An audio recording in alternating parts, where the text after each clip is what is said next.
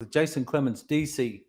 This is Monday, September the 18th, and we are back in our studio right here at the Rock Health and Wellness Centers, and we are ready for another awesome week. It's my favorite day of the week. It's Monday. I had a couple people say it's just a Monday, and I just can't stand that when they say that. So it's like, hey, come on, it's time to get it on now. It's time to get back after. Those Fridays are horrible. It's like, man, what are we supposed to do with ourselves for an entire weekend? Well, we found some things to do, and it was lots of fun this weekend. But now we're back at it. We're ready to go, and we're excited about this show. We're excited about this week and the things we have to come. And so I'm glad you're with us. I'm glad the people are listening. I'm glad the people are watching the show on Facebook. We are live on 98.7 Walk by Faith Radio, as some of you know, and in 1420 AM, Lubbock Christian Nation. And you catch us on 987radio.com or on the Live 365 app, and just look for Walk by Faith Radio.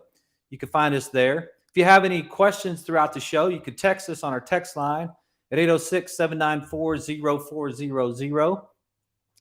And if you'd like to watch us live, you can catch us on the Rock Health and Wellness Center's Facebook page. You can catch us on YouTube at Health from the Rock, or you can catch us on X, which is formerly Twitter, and you can catch us at Jason Clemmons, DC. So if you want us, you should be able to get us. That's one thing for sure right there. So we're glad to be here. We're glad to have this opportunity. We had a great weekend. Got to go watch the Red Raiders. If for those of you who don't know, I played quarterback at Texas Tech in the early 90s. I coached college football for 6 years before I got into health and wellness. And the last 3 years, I got to coach at Texas Tech. So I am not just a Red Raider fan, but I am a Red Raider through and through, all the way to the bone. And so we love Texas Tech. We love Texas Tech in our house and in our office, and we're glad to be in West Texas taking care of people. And so it's good to watch the ball game. We got out there and did some tailgating, got to see some old friends that I hadn't seen in a long time, and some of the guys that I played football with in the early 90s. So it's really good to catch up with some of them. And one of the things, if you watched the show last Monday, you remember that one of the things that I did is I forgot why I was at the game. And, last Monday I talked about watching Texas Tech and Oregon play. And there for a minute, I forgot exactly why I was there. And I had remembered after the game was over with that I'm not a coach and I'm not a player anymore. I'm a dad. And the reason I was going to that game is to support my daughter, who works for the Red Raider Club and the Double T Varsity Club. And so I had to remember this week. And so I did. And I remembered exactly why I was going to the show and going to the game and the tailgating and all the things that we did. And it was so much more enjoyable. It was so much more enjoyable to participate in life when I remembered exactly why I was participating in life. And it's taken me a long time to grow up, I guess. It's taken me a long time to be mature enough to actually realize that. And so I'm really glad that that I finally got there. So if I can share anything about your health that has to do with those type of situations, is for you to really think about your why. What is it that you're up to? I ran into it over and over and over again today. So many people that are going through the motions of life that haven't defined exactly what they're up to. And because they haven't defined what they're up to, they just get blown here and there by every wind of change and cunning and craftiness of men, as the book says, right? Because we don't get focused on that thing that allows us to move up the hill, to pick up our cross and move up the hill, as I learned from Jordan Peterson, and to find that thing that will make us keep our eyes focused on the prize, right? And when we don't do that, it's so easy to get blown around. It's so easy to lose our focus. And then what happens is we start to get sick, right? Because, well, what difference does it make if I exercise? What difference does it make if I eat right? What difference does it make if I drink right? Right? Because that's another part we don't think about much. We think about eating correctly, but we don't think about drinking correctly. And Kim our nutritionist, or our girl that runs our nutrition department here at the Rock Health and Wellness Center, has a table set up in the lobby this week, and it's all about the sugar that's in different drinks. And it's super awesome because people are coming in all day long, and they're like, "Oh no, is this for me? Is this what I have to deal with?" And so it's the sugar in Cokes, it's the sugar in sweet tea, it's the sugar in the power drinks and all that sort of thing that people drink, that they think they're drinking something for their health, and they're really just drinking empty calories. That's creating insulin problems and all kinds of stuff for them. So that's those things that happen to us whenever we are not focused on our why and exactly what we're up to and exactly what we're trying to accomplish. And so I would really encourage you, if you don't know what your why is, to think about that and to really work on what you're up to with your life. What are you trying to accomplish with your life? And then move yourself, set yourself up. One of the quotes, I don't remember exactly, that I learned from Dr. Jordan Peterson was like, figure out what is the most important thing that you could do with yourself, and then set your life up to accomplish that thing every day. And it's such a cool thing because it is exactly what I've been studying for a long, long time, and what I got in some of the things that they actually call the green books in chiropractic. And it's something that was written back in the 50s or the 40s or something like that, even the 30s maybe. And some of the ideas in chiropractic that are so fundamental of that same thing. Figure out what you're up to, set your day up to accomplish that thing, and then stay after that one thing. And if you do, you'd be amazed at how much healthier you get. You'd be amazed. One of the ladies in our workout class this morning, she was talking about watching a show this weekend with 100-year-olds, centurions or whatever they call them. And she was talking about how each one of them was saying that conscientiousness was one of the things that they felt like made them live the longest.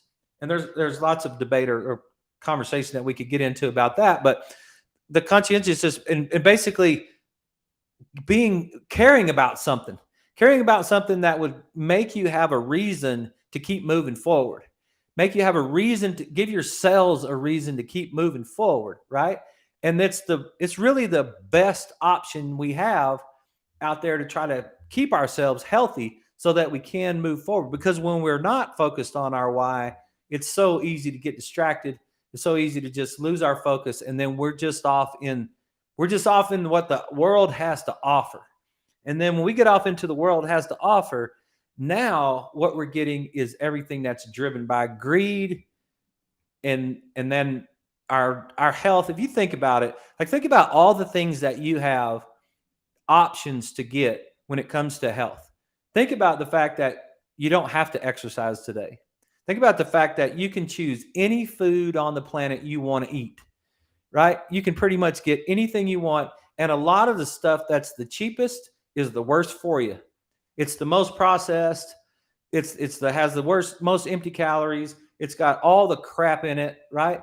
But you can get it for 99 cents. You get you a whole burger for 99 cents, right? And it's cheap. And so that's so easy to fall into that trap. And it's like, well, I can't afford it. Well, what if you were dead set on it that you weren't going to eat that other stuff? Could you wrap your world around the fact that you were going to be healthy? Could you make the world bend around you instead of you bending around the world? And so it's one of those things that I think that we really can make our world better. We can make our life better if we can focus on our why and really break down what we're up to, and then we can start to make our world a better place. And we've had some people. We had some new patients today that's heard us from the show. We've actually had people that called in and became a new patient. One of the ladies became a new patient today, and we're super excited that she's in the office. I'm super excited.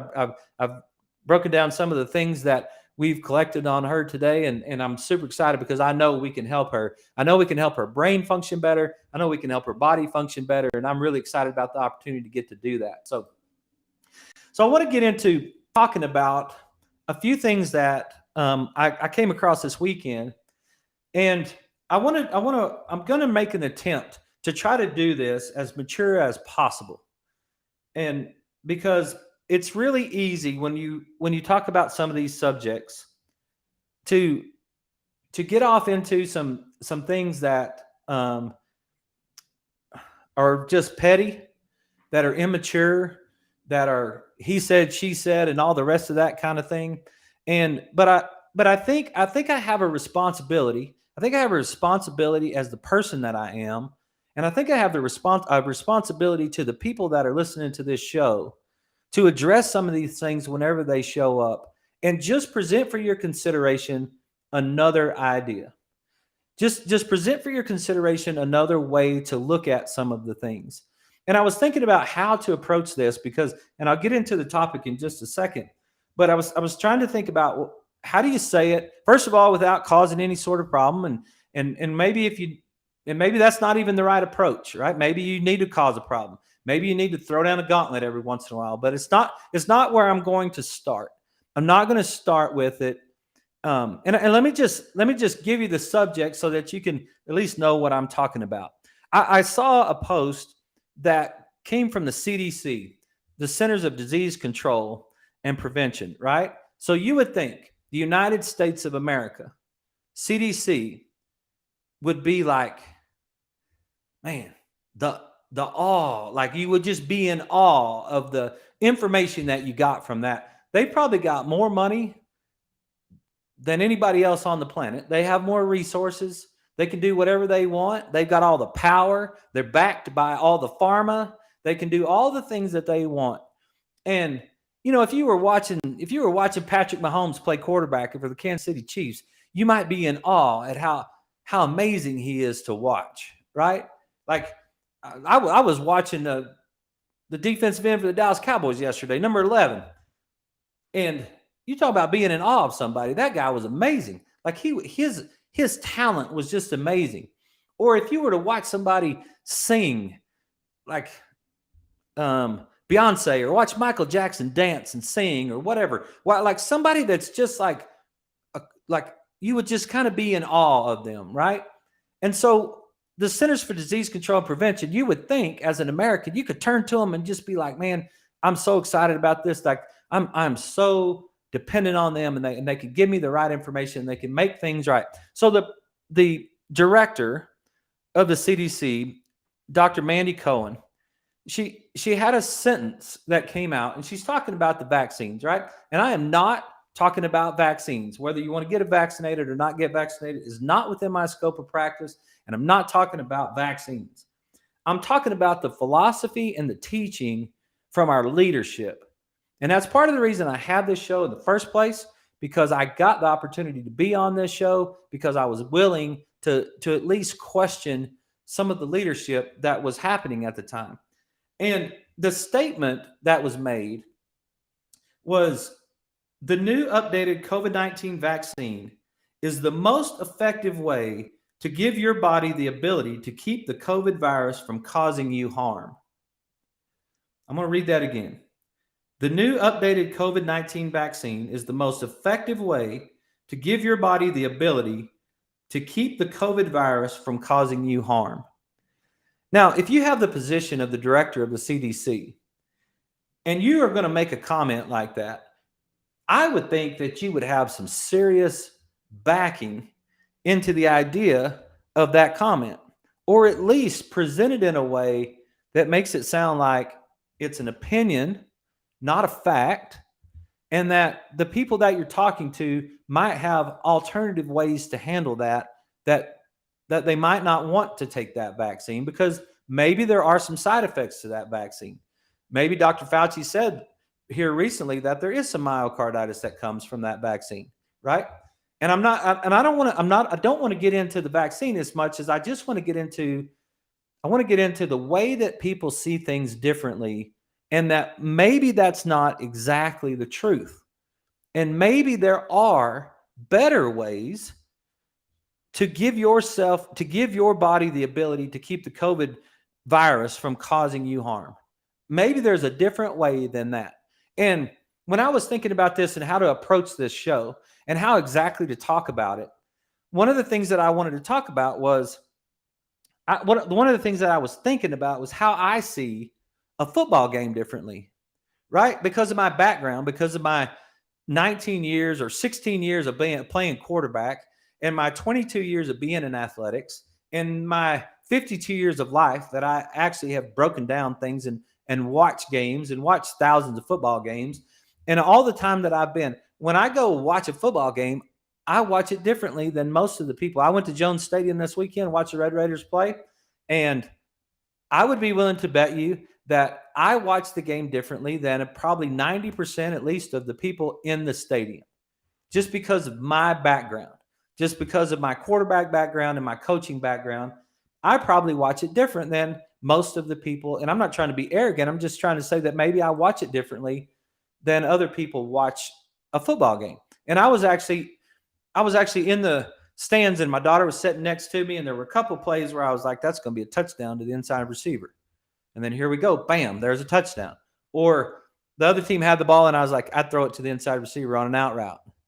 And sure enough, bam, they throw the ball to an inside receiver on an out route. Or, hey, our team is off balance. They got an unbalanced line, and they got the tight end covered up. I'm like, this is going to be a run play, right? It's 100% run whenever we're in unbalanced formation where we have the inside receiver covered up by one of the wide receivers. It's 100% run.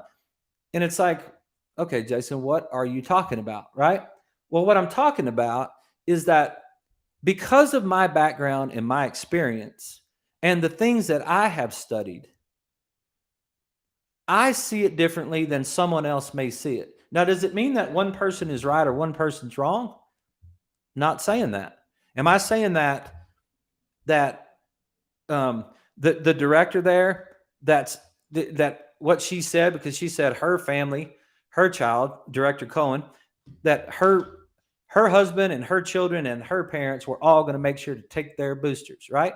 Do I think that she believes that that's probably the best thing that she can do for her? I think that's probably true. I don't know the lady. I've never met her before. I don't know anything about her or her family. I haven't done any research to research her background. I'm just saying that probably for her, that may be the best thing that she believes is true. So I'm not saying that she's lying. I'm not saying that she's making something up. Maybe that's what she believes. And I'll just try to be as mature as possible to say, okay, maybe that's what she believes. But when she says it is the best way, as the director and the leader, as the leader of our country, and the director, and she says that this COVID vaccine is the most effective way to give your body the ability to keep the COVID virus from causing you harm. In my world, in the wellness world, that's not a true statement. Like I will present for consideration, and not only that, I want to talk about why I'm going to present for consideration that. I'm going to talk about the things that a healthy person does to keep themselves healthy from a virus and the way that your immune system works. And when we went through COVID the first time, one of our city councilmen said on the TV or an interview, I heard him say it. He's like, wear your mask. It's not like we're asking you to eat broccoli or something. And when I heard that, I was like, why? Like, why are we not asking them to eat broccoli? Right? Why would we not tell people what a respiratory virus does to us? Why wouldn't we tell someone how that creates a cytokine storm? Why wouldn't we tell my 18-year patient from Littlefield, who I tried for years and years to tell the same thing, that, hey, listen, who died in 5 days? I didn't even know she was sick, right? How come my best friend from back home dies in the middle of a football game? And it's probably has to do with something that has something to do with his ill health, right? And so it's like, what exactly are the leaders supposed to do? What are the leaders supposed to do that study this stuff every single day that's supposed to try to help people live healthy lives, right? And so when we say, well, it's not, wear your mask, it's not like we're asking you to eat broccoli. What I'm saying is, eat your broccoli. It's way better for you than wearing a mask. right? Eat your broccoli, eat your asparagus, eat your spinach leaves, eat your green leafy vegetables, eat your berries and your nuts, right? Get your inflammation down. Make sure that your body's functioning properly. Those are the things that I think might actually be super important to a person to make sure that that person is functioning at a level that gives their body the best opportunity to keep COVID from causing harm for them, right? Because what a respiratory virus does to you, and one of the things that it does to you inside your lungs is it causes your lungs to fill up with fluid.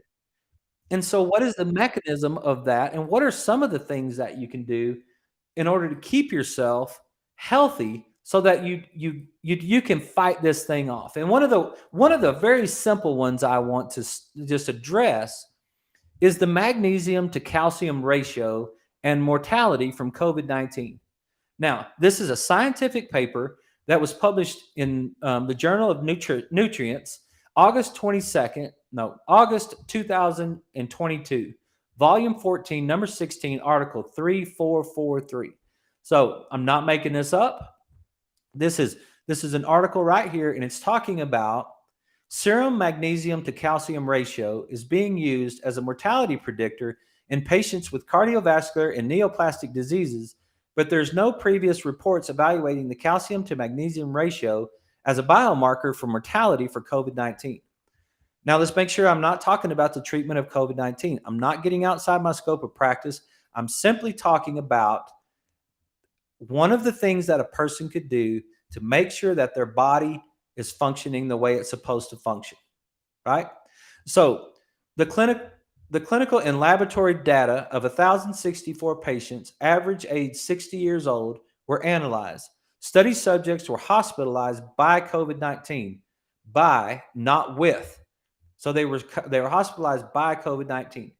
Eligible participants were individuals older than 20 years old with a positive PCR test for SARS-CoV-2 and diagnosed of severe COVID-19. The data of 52% of the patients who died were compared to the data of 48% of the patients who recovered. The data from patients discharged per death, that's an interesting way of putting that, was compared versus the data from patients discharged per recovery. The magnesium to calcium ratio was calculated as total serum magnesium levels. And so normal serum magnesium levels are somewhere between 1.7 and 2.2. So your normal magnesium level is between 1.7 and 2.2. And what we're going to say is that for math, it's 2.0. Okay. So we're just going to say it's 2 milligrams per deciliter is what you're looking at whenever you're looking at where your magnesium should be. And your calcium should be at 10. It's really 8.5 to 10.2. So your calcium should be at 10. So you should have a magnesium to calcium ratio would be 0.2 or 0.2 milligrams per deciliter. So if you were to test that and you were to test your magnesium to calcium ratio, it would be 0.2 or 0.2 magnesium per deciliter. Okay. And so in these books, some of these books, the Magnesium Factor by Dr. Mildred Seelig and the Magnesium Miracle by Dr. Carol Dean. The first one was published in 2003. The second one was published in 2014. Cure for Your Fatigue by Morley Robbins in 2021. All these things are being referenced by these doctors' books. Okay. The references insist that serum magnesium levels are poor indicators as to one's magnesium level. They insist that the only acceptable test is a red blood cell magnesium level, and the acceptable range is 6 to 6.5 milligrams per deciliter. So they're saying that even though, look, some of these ratios that you might have are really not even the right way to look at magnesium. So what I'm saying to you right there is that there are medical doctors who have studied magnesium so strongly and have understood that the actual magnesium in your blood is not the way that you should test the magnesium. It should be to the level that's inside your red blood cell. That's the level that you should test your magnesium, is what's inside your red blood cell. And so the serum magnesium levels are entirely inaccurate. The serum magnesium test is a highly inaccurate assessment of the magnesium status. The magnesium red blood cell test is more reliable, and that comes from Dr. Carol Dean. So measuring levels of magnesium in your red blood cells where most of it resides produces more accurate reading in measuring serum. So there's one thing right there. When you're talking to health people, they look at things differently than just general people look at, or general doctors look at things. And if you're a person and you don't know anything about that, you don't know anything about your magnesium calcium level or where it should be or how you're supposed to look at it or any of those sort of things, right? You would need someone who studies health and breaks down health for you that really gets into that. We're coming up on our break on the radio show. So I'm going to let us pay some bills and get to the break. And then you guys on the radio show, we'll be back in just a few minutes. And you guys that are on Facebook, you can stick with us.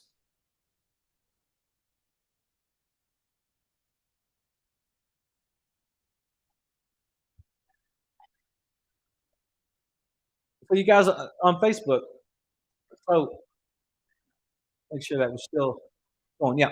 So we talked with Dr. Bredesen that we did the end of Alzheimer's book a couple of weeks ago.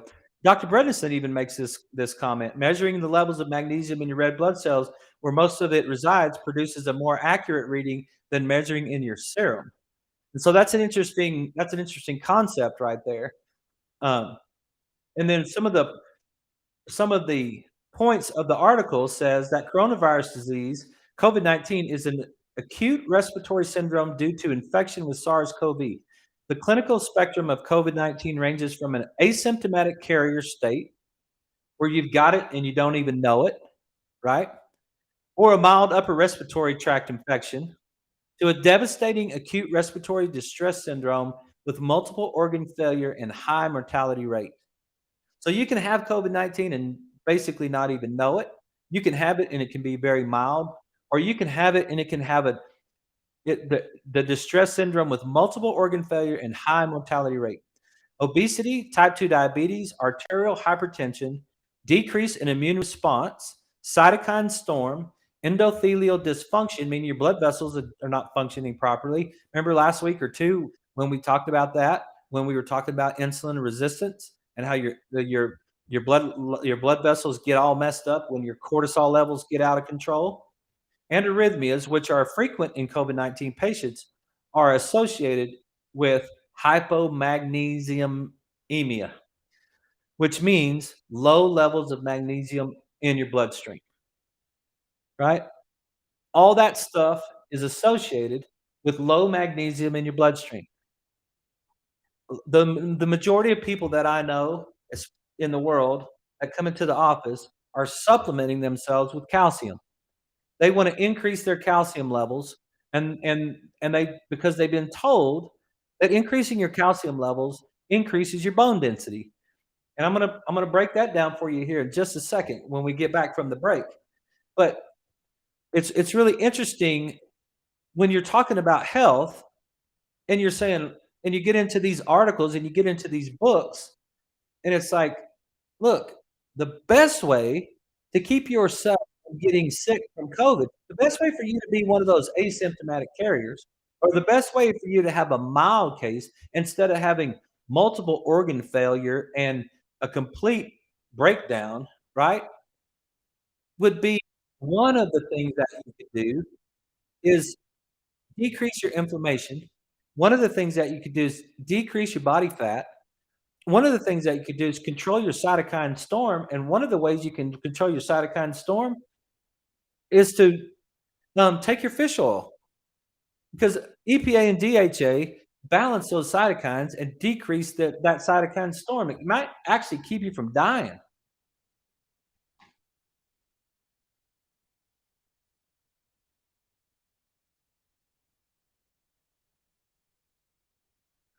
Okay, everybody, we're back. So I want to get back into it. We're on Facebook Live. This is Life with Jason Clemmons, DC, and we're talking about some ideas of just being healthy tonight, right?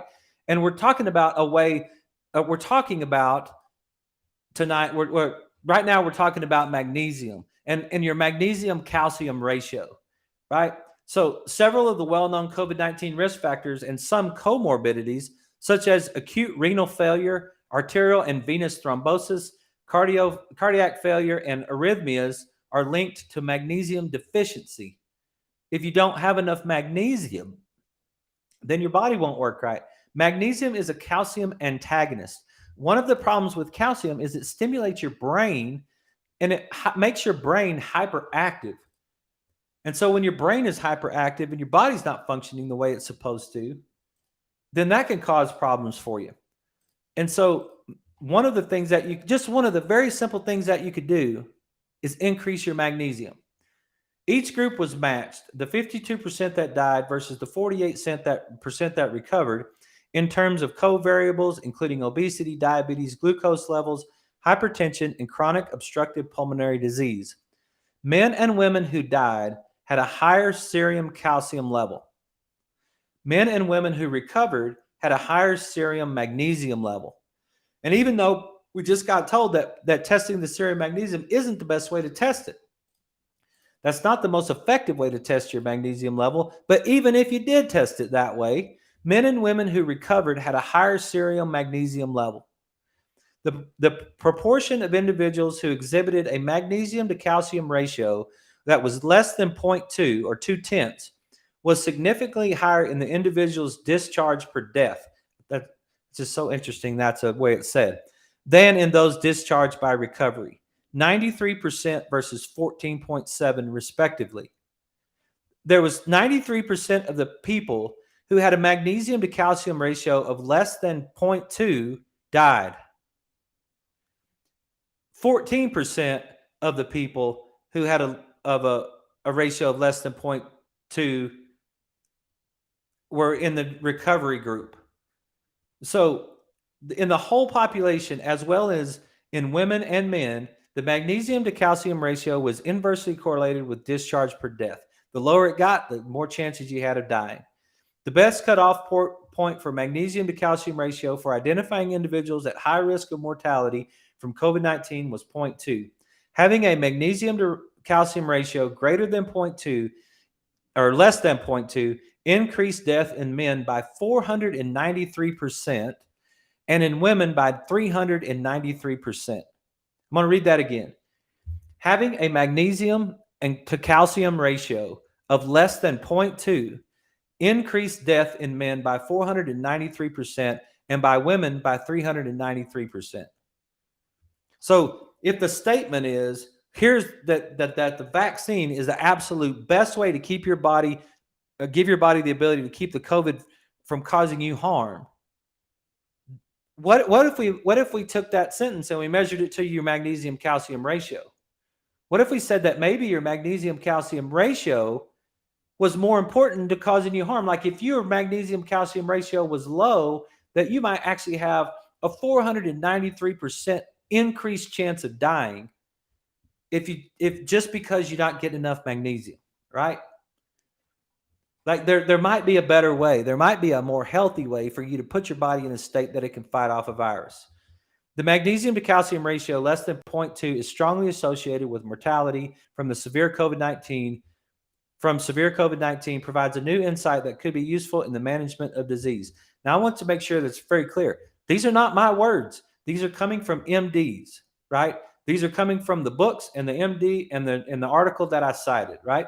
Monitoring serum calcium and magnesium levels during hospitalization might represent a useful strategy for the early identification of high-risk patients, which would allow timely treatment and appropriate surveillance. Let me tell you, once you get there, because I also read an article at one point during this whole process, once you get there and they try to add a bunch of vitamin D, it doesn't work. You can't treat one of the biggest problems that I see when I'm dealing with patients is that people try to treat supplements as allopathic medicine. What they try to do is they try to say, well, I need to take my zinc and my vitamin D and my fish oil so that to keep this thing away from me. That's not the way it works. You be healthy. You be healthy all the time, and you give your body the best chance to be safe from any of those viruses. and from cancer and from heart disease and from kidney disease, all of those things that might show up in your life. The absolute best option you have is to keep yourself healthy all the time, right? If you haven't been taking care of yourself and then all of a sudden you get sick and you start to try to take all these supplements to make yourself well, I don't see any evidence where that works. I don't see that, especially compared to um, pharmaceuticals. Like, look, when you get sick and you're in that kind of state, that's what medical doctors are for. Those guys are the experts in some of that stuff, right? That's what they like. It really is to get you through a moment in time if you get to that place. But what we're talking about is trying to be well all the time.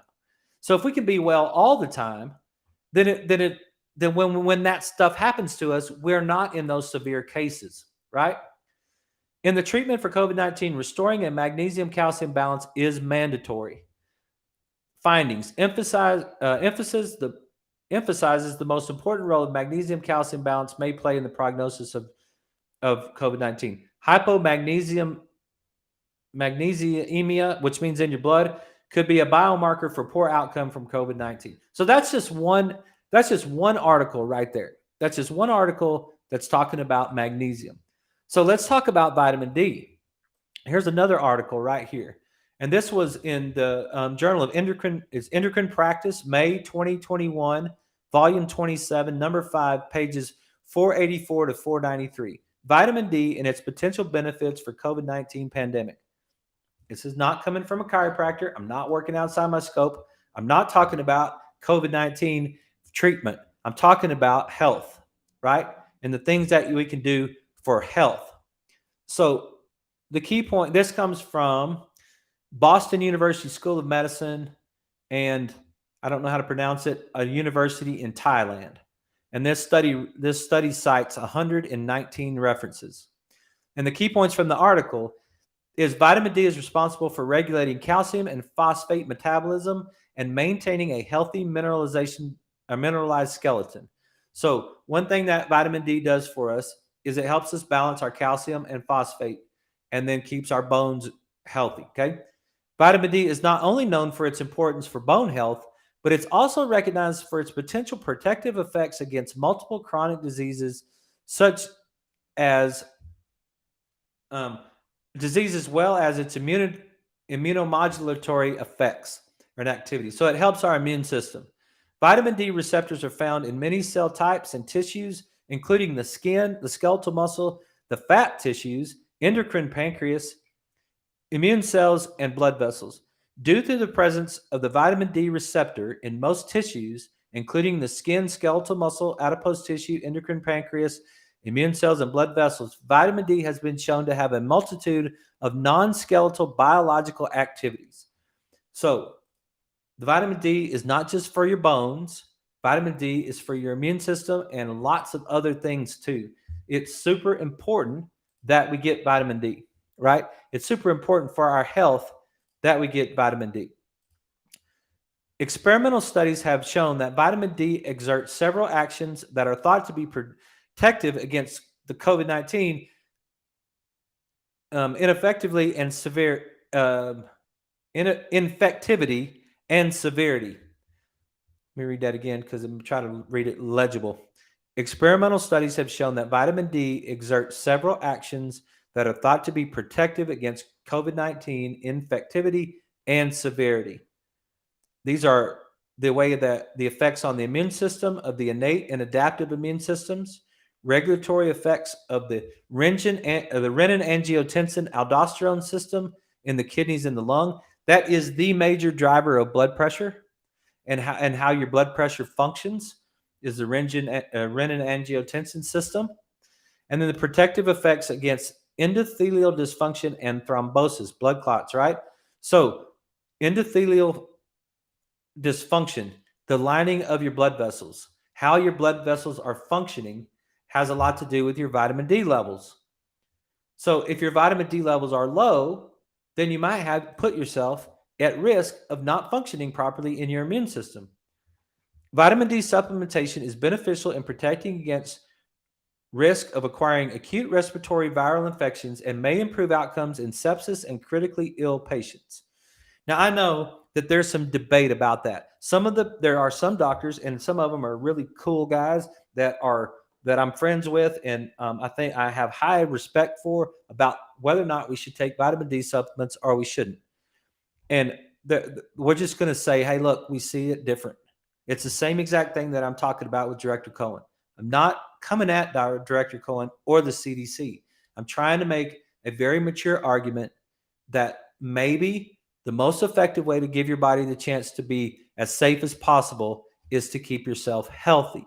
One of the things you can do to keep yourself healthy is to make sure that your I have to say that every time.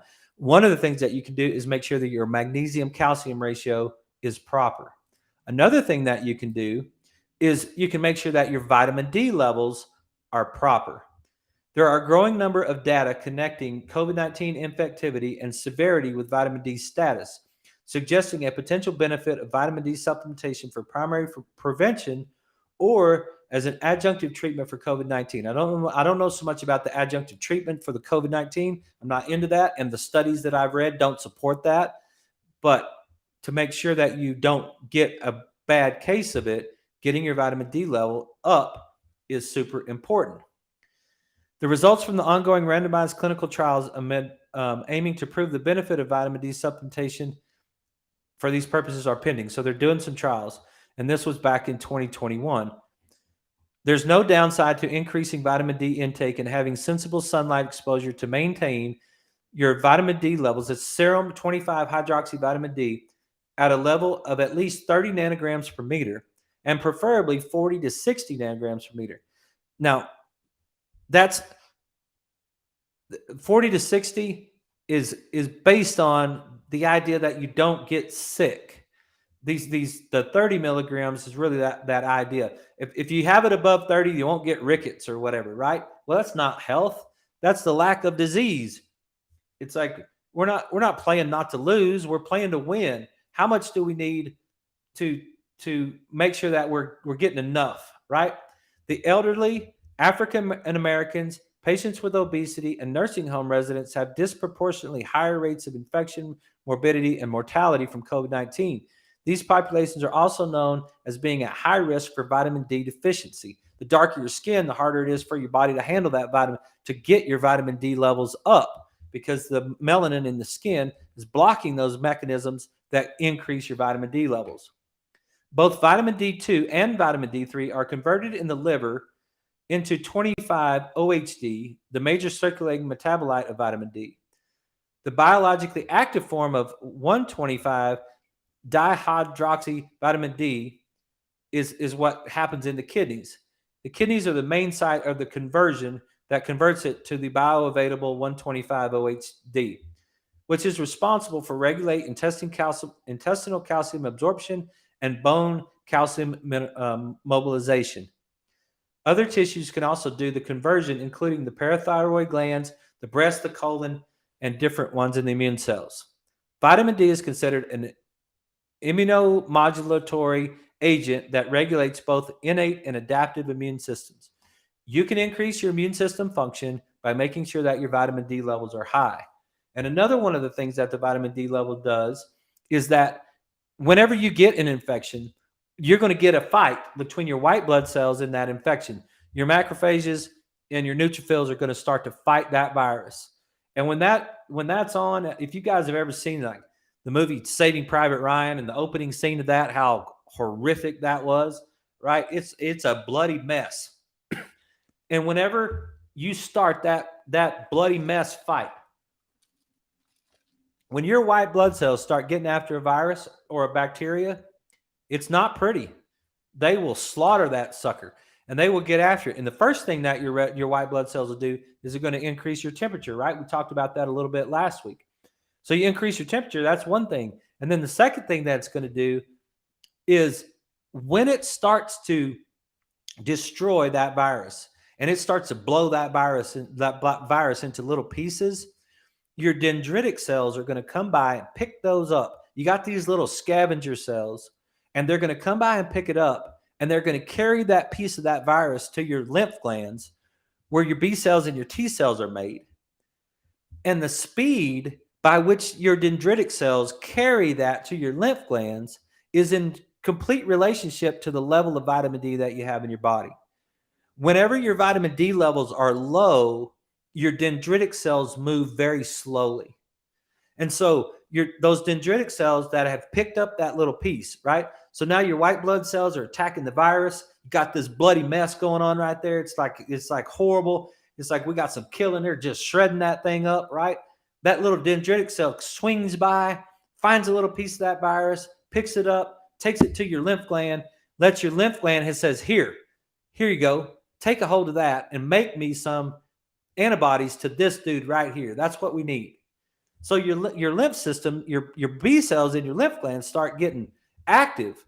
And when they start getting active, one of the very first things that they do is they take a copy of that virus, they make a blueprint of it, and they give it over to your memory cells and say, hey, y'all hold that for later because we're going to need that somewhere else down the road, right? So the idea that you lost your immunity to something that you've seen before is basic high school level biology. That there's no way that's true. So you've got a memory cell that's got a piece of that. But what you really want to happen is you want your vitamin D level to be high enough so that your dendritic cell can move fast. You don't want your dendritic cell to take 24 or 48 or 72 hours to get that little piece of virus over to your lymph gland. You want your dendritic cell to put that in high gear and get over there so that now you can start making those antibodies. Because those antibodies is kind of like a little light. It's like a little light that we can now place on anything that looks like a virus. And now we can bring the big guns of our immune system in, and they're looking for that light. And anytime they see that little light sitting on that shoulder of that virus, they are going to blow up that virus. And that's where we can speed up immune system function quickly by making sure that we get those B cells and those T cells working in that lymph system and that in their lymph glands, and that we make sure we get that dendritic cell to get over there quickly. So that's not part of this article. That's just another idea that goes along with having good vitamin D. Good vitamin D levels speed up your ability to get your big guns involved in your immune system quickly so that you don't take that virus and spread it out over a long period of time. So, and it's important, and that happens. So your D levels happen in your kidney. Vitamin D is considered, I already said that. Activated macrophages convert vitamin to the 25-OHD into 125-OHD, inducing macrophage production of the endogenous antimicrobial peptides. That's kind of too much right there. One thing that we want to know is that healthy adults with vitamin D insufficiency or deficiency were randomized to receive 600, 4,000, or 103,000 IUs per day of vitamin D3 for 6 months. So in a study right here, they broke up a group of people into 3 different groups, and they put one of them on 600 IUs of vitamin D. They put one of them on 4,000 IUs of vitamin D, and they put one of them on 103,000 IUs of vitamin D per day for 6 months, and had a dose-dependent alteration in broad gene expression. 162 genes with 600 IUs, 320 genes with 4,000 IUs, and 1,289 genes with 103,000 IUs. The genes, the vitamin D connects to the nucleus inside the cell and changes gene expression. So you want to make sure that your vitamin D is functioning properly. You want to make sure that you have enough vitamin D and that your vitamin D levels are high so your body can work right. Okay? Individuals have different responses to vitamin D supplementation.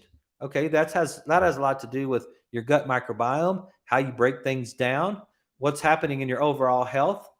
There are multiple biological explanations by which vitamin D could potentially be protective against infectivity and severity from COVID-19. I'm not talking about COVID-19, right? Treatment. I'm talking about health, right? It enhances the innate immune system by including not only the macrophages, but also the respiratory epithelial cells to produce the antimicrobial peptides. So you're getting more cells involved because vitamin D receptors are on all of those different cells. 125 OHD downregulates the production of pro-inflammatory cytokines, thereby, quote, thereby alleviating the cytokine storm syndrome in patients with COVID-19 with high inflammatory burden and therefore preventing multi-organ dysfunction. It doesn't matter unless you're really going to die, right? And then when you're really going to die, you really wish someone would have told somebody in your family how that works. And instead of just saying to you, the best thing you could do is take a vaccine. Because let me tell you, I haven't come across one single study yet that has a negative effect of taking vitamin D. I haven't had one. Now, you might have one, you might have a specific parathyroid problem, or you had your thyroid taken out, or you have some sort of issue that's outside the norm. But I'm talking about for the normal human being, right? I haven't heard a study. I haven't seen anybody talk about a study that says that taking vitamin D might cause harm. But I have seen some studies or some ideas that maybe other approaches would cause harm. So if you're going to give your body the best approach, then maybe you could give your body the best approach that has the least amount of side effects, right? And so vitamin D has been shown to upregulate the expression of interleukin 10, which is thought to be a potential treatment target for COVID-19, right? Okay. Activation of lung vitamin D receptor suppresses inflammation and fibrotic changes in the lungs of patients with COVID-19. It's getting into a bunch of that stuff right there. It's been shown to regulate the renin, angiotensin, aldosterone system. We talked about that. Then inhibitory effects of vitamin D on renin expression mitigates the bradykinin storm. So now we got another part of that storm that's going on right there. Vitamin D exerts direct and indirect antithrombotic activities, which keeps us from getting blood clots, right? If we make sure that we have enough vitamin D, maybe we'll make sure we have to decrease our blood clots right there. Multiple observational studies have reported the link between vitamin D status or serum 25-OHD concentrations and risk of acquiring COVID-19 in many countries worldwide. Deficient vitamin D status was associated with an increased risk of positive COVID tests for COVID-19 by 77%. Higher vitamin D status reduces the risk of acquired COVID-19. Higher vitamin D status reduces the severity of COVID-19 infection. The meta-analysis of 27 studies reported that vitamin D deficiency in patients with COVID-19 was significantly associated with higher risk of severe infection by 64%, hospitalization by 81%, and mortality by 92%. I'm reading off of the article that I cited, and I'm reading it off of the page. You can look it up, right? So you have a chance to give your body the ability to keep a virus from causing you harm by keeping yourself healthy. I don't think that's a controversial statement. It's not coming at anybody. I'm not trying to be immature about it. I'm simply trying to say that if in my world, the way that I see it, right, the way that I see the game is that being healthy gives me a better chance than anything else I can do. Literally anything else I could do, it gives me a better chance at it, right? And so that's what, when you get into wellness, those are the things that we try to do in wellness. And we're going to continue this conversation tomorrow night because I've got some other ideas for wellness if you'd like to join us. And then on Wednesday, we're going to break down the book Spark. And it's an awesome book about exercise and all the important aspects of exercise. And so we can really get into talking about exercise. And so that's going to be on our Wednesday show.